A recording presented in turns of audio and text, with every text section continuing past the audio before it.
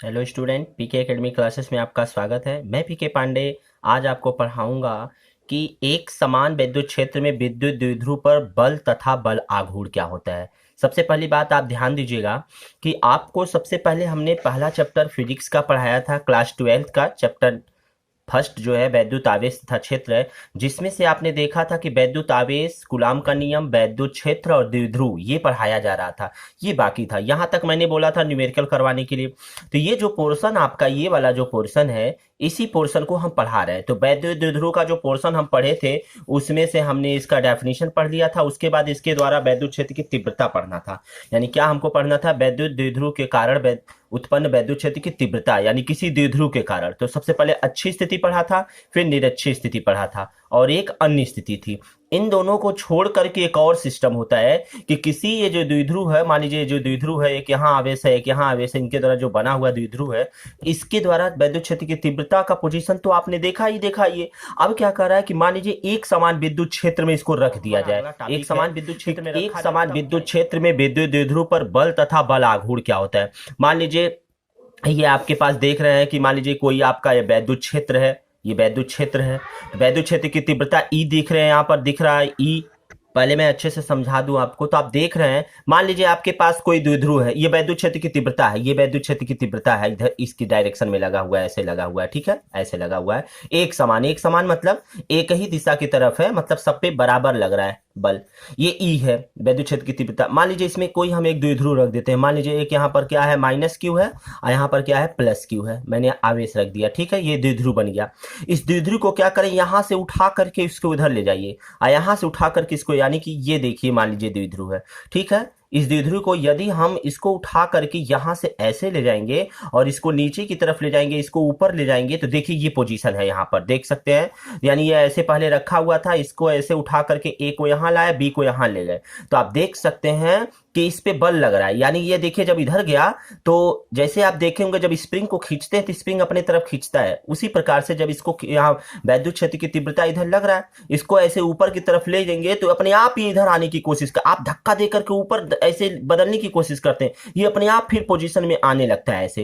तो किसके कारण आने लगता है? वैद्युत क्षेत्र की तीव्रता की वजह से। तो आप देख सकते हैं, इसको जब ऊपर उठा करके इस कंडीशन पे मैंने ला दिया, यानी कि ये पहली स्थिति ये थी, यानी पहले ऐसे थे, फिर इसको बाद इसको मैंने यहां लाया, यानी कि इस अक्ष से आप देख सकते हैं यहां पर मैंने लाया, तो देखिए थीटा कोण पे घुमा दिया है। यानी इसको कितने कोण पे ऐसे था, इसको जब मैं घुमा करके थीटा कोण पे ऐसे रख दिया, देख सकते हैं थीटा कोण पे मैंने रख दिया, तो कहने का मतलब ये मेरा हो गया माइनस आवेश, ये हो गया प्लस आवेश, ठीक है।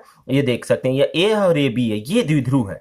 अब इसी द्विध्रुव पर आप देख रहे हैं कि इस पे भी एक बल लगेगा, इस पे भी एक बल लगेगा। इस पे बल यानी कि जो लग रहा प्लस पे मान लेते हैं F1 है, और जो माइनस पे बल लग रहा मान लेते हैं F2 है। तो आप जानते हैं F बराबर क्या होता है, Q ही होता है। यानी कि आपको यहां से पता होना चाहिए आवेश बराबर क्या होता है, बल बटे ये, या ई बराबर क्या होता है, यहां से निकालेंगे तो F बटे Q, यानी लगने वाला बल अब बटे आवेश। यही ना फार्मूला आपने पढ़ा है वैद्युत क्षेत्र की तीव्रता का। तो इसको QE का गुणा करेंगे तो F का, तो ही F1 बराबर QE यहां पर दिख रहा है। और इसी प्रकार से यहां देखेंगे तो F2 बराबर माइनस QE, ठीक, ये वेक्टर के रूप में आप लिख सकते हैं।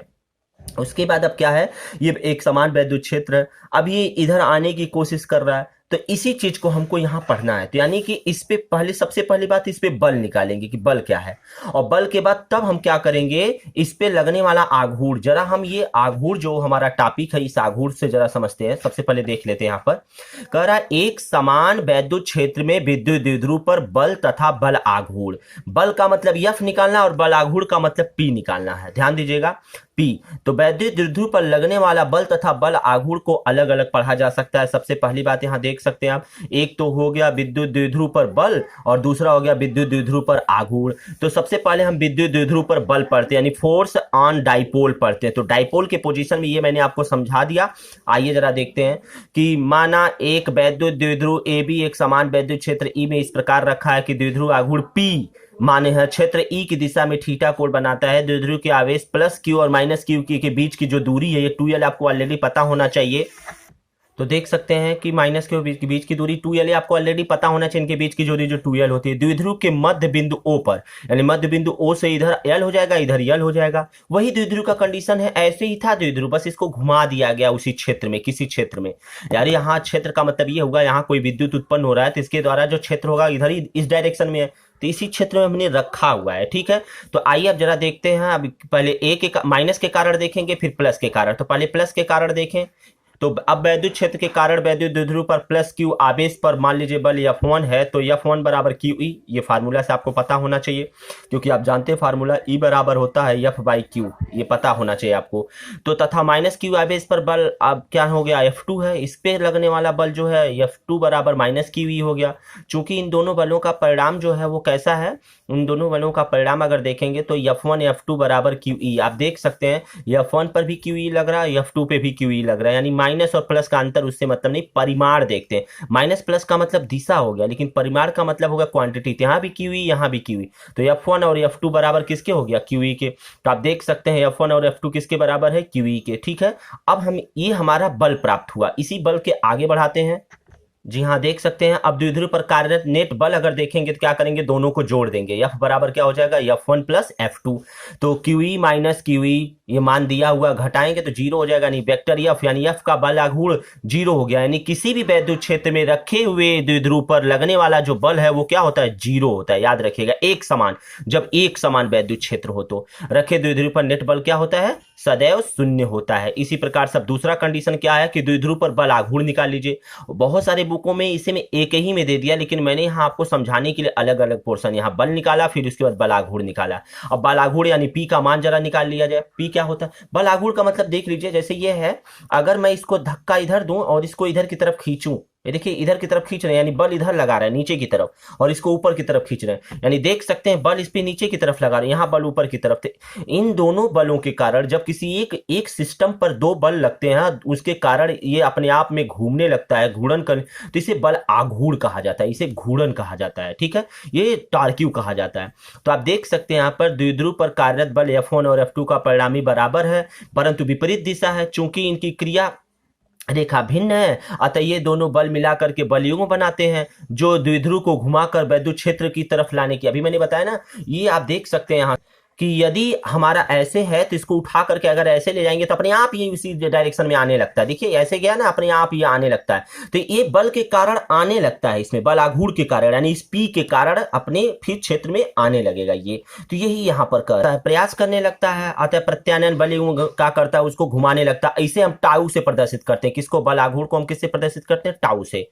तो टाउ मतलब टो, ये एक लैटिन लैंग्वेज है। बल आघूर्ण बराबर एक बल का परिमाण गुणे दोनों बल की क्रिया रेखा के बीच की लंबवत दूरी निकालना है। एक बल का परिमाण, तो बल आघूर्ण को टाउ से लिखते हैं, तो टो बराबर हो गया क्यू ई, एक बल का परिणाम क्यू ई, उसका प्लस क्यू ई है, एक दूसरे का माइनस क्यू ई है, तो यहाँ पर केवल प्लस क्यू ई रखा, मानिए एक का, और गुणे उनके बीच की दूरी, दोनों बलों के बीच की लंबवत दूरी जरा देखते हैं।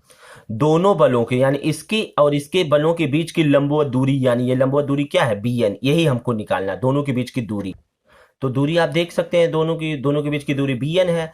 QE रहने दीजिए, bn बराबर लिख सकते हैं साइन थीटा बराबर लंब बटे कट। जरा यहाँ पर देखते हैं, आप यहाँ से देख सकते हैं ये एक समकोण त्रिभुज बना है, और समकोण त्रिभुज में यहाँ 90 अंश अगर होता है तो ये होता है कर्ण, ये होता है आधार, ये होता है लंब। तो ये देखिए लंब है और ये क्या है, आधार, एक कर्ण है। तो हमको ये क्या निकालना, आप देखिए ये दूरी निकालना, लंब निकालना। तो लंब निकालने के लिए साइन का लगाते हैं, तो साइन थीटा हो जाएगा, इन जो दूरी दिया रहता है ये क्या है, BA, इनके बीच की दूरी यानी 2l हो जाएगा, तो इसी में 2l से गुणा कर देंगे। तो यही सिंपल तरीका है यहाँ। तो आप देख सकते हैं क्यू 2l साइन थीटा, देख सकते साइन थीटा बराबर लंब बटे कर्ण, लंब का मान bn है और कर्ण का मान 2l है। तो यहाँ से गुणा करेंगे तो bn बराबर इसका यहाँ गुणा कर देंगे तो 2l साइन थीटा हो जाएगा, और p बराबर 2ql पता ही है, तो यहाँ हो जाएगा QE plus 2l sine theta. तो 2l और यहाँ से q पकड़ लीजिए, तो 2ql एक साथ ले लीजिए, और इस e को और साइन थीटा को एक साथ ले लीजिए, तो हो जाएगा 2ql को आप देख रहे हैं p मान देंगे, अगर यहाँ p रखेंगे तो हो जाएगा e sine theta, pe sine theta, तो टाउ बराबर pe साइन थीटा। यही आपका यहाँ से बल आघूर्ण उसके बीच में निकालना है। ठीक है, तो बल आघूर्ण यानी कि pe के रिस्पेक्ट में निकाल लिए। सदिश रूप में अगर लिखेंगे तो टाउ बराबर pe cross vector e, cross ज्यों लगाएंगे तो याद रखिएगा, क्रॉस का मतलब साइन होता है और डॉट का मतलब कॉस के रूप में होता है, तो यहाँ पर साइन के रूप में ये लिखा गया है।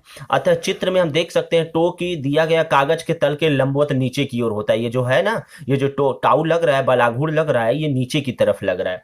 अब नोट देख लेते हैं जरा, नोट क्या कह रहा है। यदि थीटा बराबर 0 तथा 180 अंश हो तो कह सकते हैं, आप देखिए थीटा बराबर 0 अंश हो अथवा 180, यानी थीटा बराबर इनके बीच में जो ऐसे ऐसे घुमा करके गया है, अगर यहाँ जो थीटा कोण लग रहा था उसको क्या करिए 0 रख दीजिए अथवा 180 अंश, तो उस समय साइन थीटा का मान क्या होता है 0। अगर भाई 0 रखेंगे, यहाँ 0, साइन 0 का मान 0 होता है, अतः यहाँ पर रखेंगे साइन 0 के 0 हो जाएगा, 0 जो करेगा मल्टीपल करके 0 कर देगा तो टाउ का मान 0 आ गया। तो देख सकते हैं ये साम्यावस्थी अवस्था है इसका। इसी प्रकार से थीटा बराबर यदि 90 लेते हैं तब साइन थीटा बराबर 1 हो जाएगा, क्योंकि साइन थीटा बराबर 90, साइन 90 अंश बराबर 1। एक जो ही यहाँ रखेंगे यहाँ पर साइन थीटा की जगह पर 90, जो यहाँ 1 हो जाएगा तो हो जाएगा पीई। तो आप देख सकते हैं टाउ बराबर पीई। तो इस समय टाउ मैक्स, पीई जो होता है अधिकतम होता है, इस समय अधिकतम होता है। तो आप देख सकते हैं चित्र में जरा, यदि ऐसे है तो ये 0 अंश पे है या 180 अंश पे है, और ऐसे है तो ये 90 अंश पे है। तो इस कंडीशन पे ये मैक्सिमम होगा और इस कंडीशन पे ये 0 हो जाएगा, ठीक है। यानी इस पे लगने वाला जो वैद्युत आघूर्ण जो है, इस पे लगने वाला बल आघूर्ण 0 होगा, और इस समय कंडीशन पे जब रहेगा तो इस पे क्या हो जाएगा, वो मैक्सिमम यानी पीई के बराबर हो जाएगा, ठीक है। तो ये वीडियो बस इतना ही, इसके पहले का सारा फैक्ट मैंने खत्म कर दिया है। अब अगले वीडियो में यहाँ तक कि जितने सारे न्यूमेरिकल बनते हैं, इन सारे न्यूमेरिकल को हम लोग पढ़ेंगे। तो अब हमारा ये टॉपिक क्या होता है, कंप्लीट होता है। नेक्स्ट वीडियो में एनसीईआरटी के क्वेश्चन रहेंगे। यदि आपको वीडियो अच्छा लगा हो तो लाइक जरूर करिए और अपने दोस्तों को शेयर भी करिए। साथ ही साथ जो लोग नए जुड़े हों, चैनल को सब्सक्राइब करना एकदम ना भूलें। धन्यवाद।